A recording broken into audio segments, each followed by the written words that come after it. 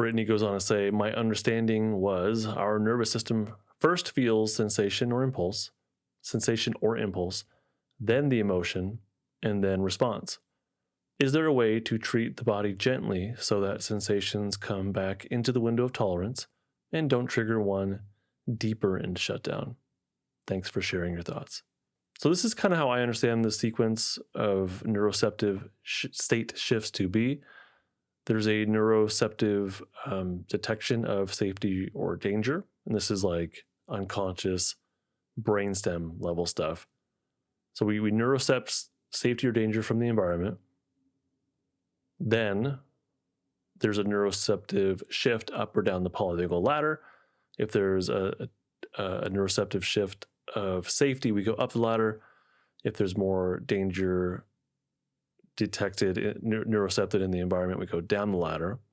And then bodily sensations are felt from that shift or during that shift, like with that shift.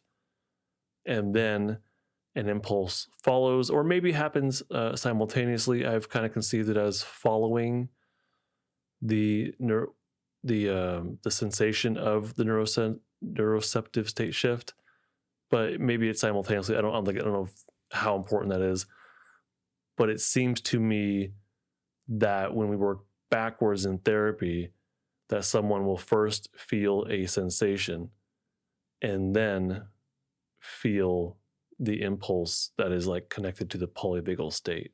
And then if they can act on that impulse, that helps the polyvagal state to shift upwards. When an impulse is frustrated, or if it's like unable to complete, then someone experiences emotion. So emotions emerge when a bodily impulse is just kind of lingering, has not been able to complete. That's how I understand that. Emotions are more consciously felt, like we're aware of it. We can feel it, we can name it, more or less, not all the time, but there's probably more of a potential to do that. But emotions can obviously also be minimized. They can be ignored. They can be stuffed down. All the more negative, we'll call them coping skills or behavioral adaptations. According to Porges, the behavioral adaptations are things that we do to reduce our defensive state. We can also do this to like numb out or to reduce the intensity of our emotions, which are connected to a frustrated impulse, which are connected to a polyvagal state. Now, along with the emotions, just to kind of add to this, along with the emotions come cognitions. And again, this might be simultaneously. I actually would argue that it is.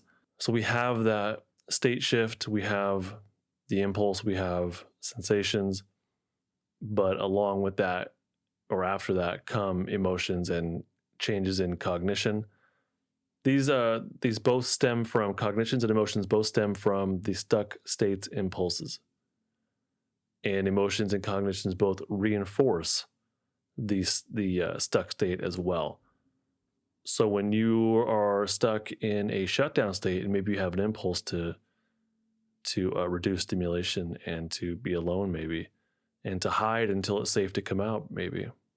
When you have that impulse, but we don't act on it, it just kind of lives in the system and is probably felt as depression.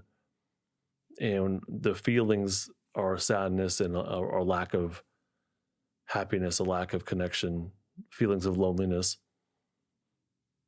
And then cognition shift as well. So it's not just the emotions change, but not just emotions come along with that, but also cognitions. You're going to have thoughts of how worthless you are. Not that I think you are, but you'll have thoughts that are describing a world or a self that is of low worth or pointless or very self-defeating. So your emotions change along with your state shift, but also your cognitions, your thoughts, the memories that may come to you, the thoughts you have about yourself. The flavor of your thoughts will be very numb and slow, probably, I would say. These emotions and these thoughts end up just reinforcing the stuck state that someone might exist in. These emotions and thoughts may prevent you from acting on that impulse that's within you. Because if your impulse is to isolate, and be alone, if you were to listen to that, you might go to a comfortable spot where you feel some safety, but where you can actually immobilize and mindfully attune to your state, to your shutdown state. You might give yourself quiet and non-judgmentally feel that. But what ends up happening is that you may feel that impulse, but rather than acting on it, you tell yourself, why am I so weak? Or I wish I was stronger. I wish this would go away. Or you may say to yourself, as you listen to me right now, you might say, Justin, yeah, you're right, but there's no point. It's not going to get any better. So your thoughts will stop you from mindfully acting on the impulse that might be within you. Hey, thank you so much for watching all the way to the end. I, of course, have a lot more stuff here on YouTube, but I also have even more on my website. It's justinlmft.com. I have a blog, I have a podcast, I have free resources, and I have some paid courses as well. Head on over to justinlmft.com. I think you'll like it a lot.